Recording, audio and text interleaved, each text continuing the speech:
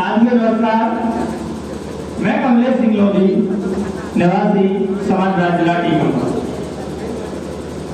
आप सभी का स्वागत करता हूं और आलोक संघ जिला इकाई टीकमगढ़ का धन्यवाद करता हूं जो मुझे मंच पर बुलाया और बोलने का मौका दिया।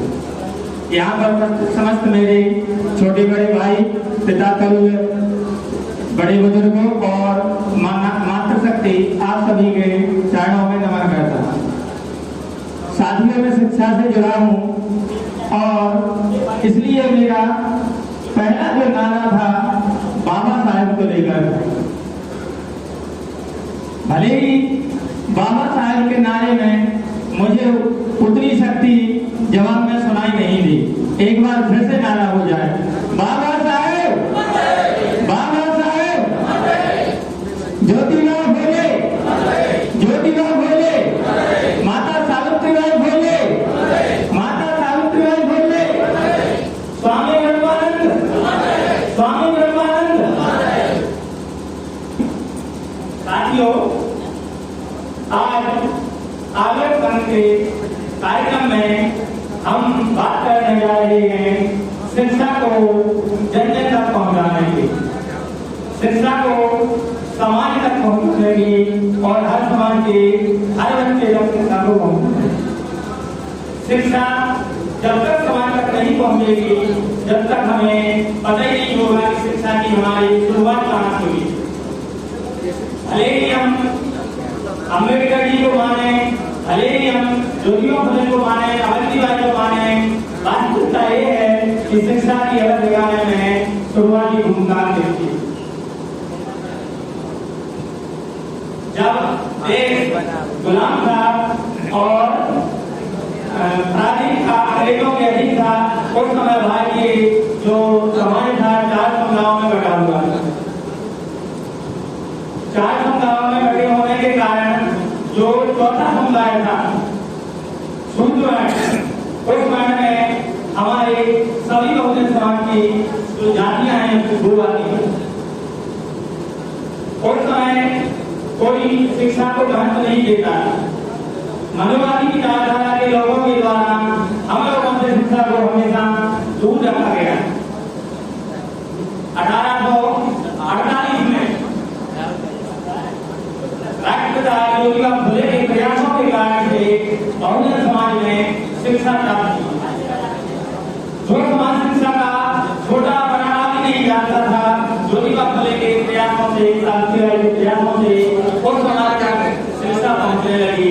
और आज हमारा समाज ही नहीं, बहुजन समाज कोई भी समाज है, उनके नाम को भी नहीं जानता है।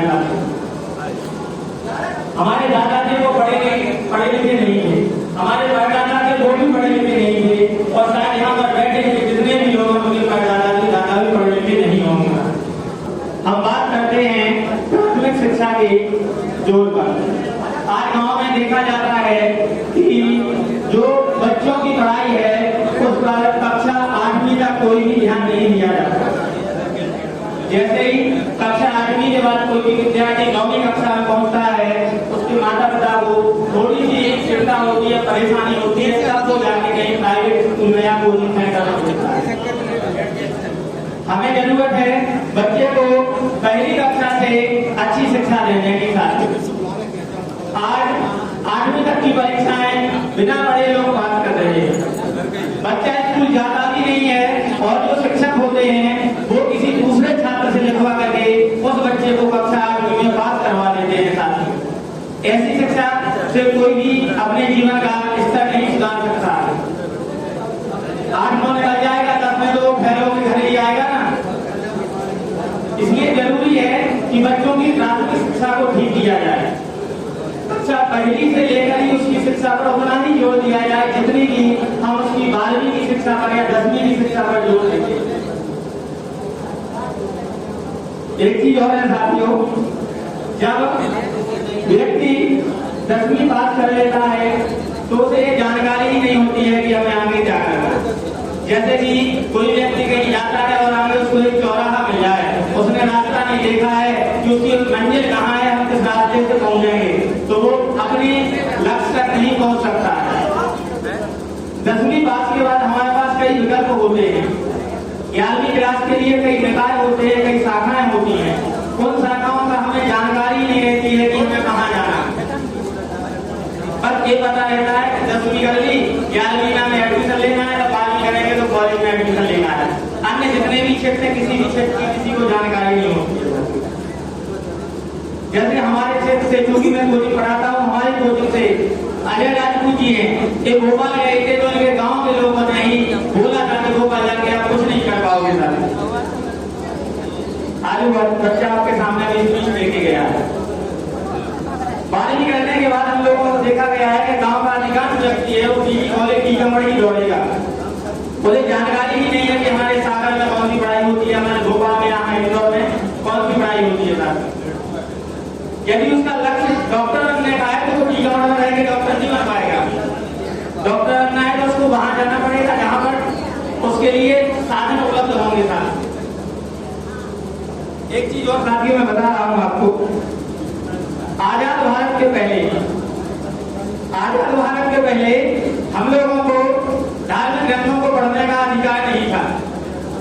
जैसे ही देश आजाद हुआ था, 1950 में देश का संविधान लागू हो गया था और मनुवादी विचारधारा के लोगों ने उस दिन से संविधान पढ़ना शुरू किया था और हमें धार्मिक ग्रंथों को देखकर उनको पढ़ने के लिए बोला गया था। आज भारतीय संविधान भारतीय शिक्षा में अनिवार्य विषय के लिए के रूप में नहीं पढ़ाया जा रहा है। आप सभी से बोलने को तो बहुत कुछ है, हमारे मुख्यमंत्री भी आ गए हैं और लोग भी बोलेंगे। साथियों में संविधान की 5 प्रति लाया था, यदि किसी को ये हो, और मेरे घर पर भी उपलब्ध है, यदि किसी को चाहिए हो तो वो मेरे से संविधान की प्रति ले सकता है। आप सभी को जय जवान की जय हो।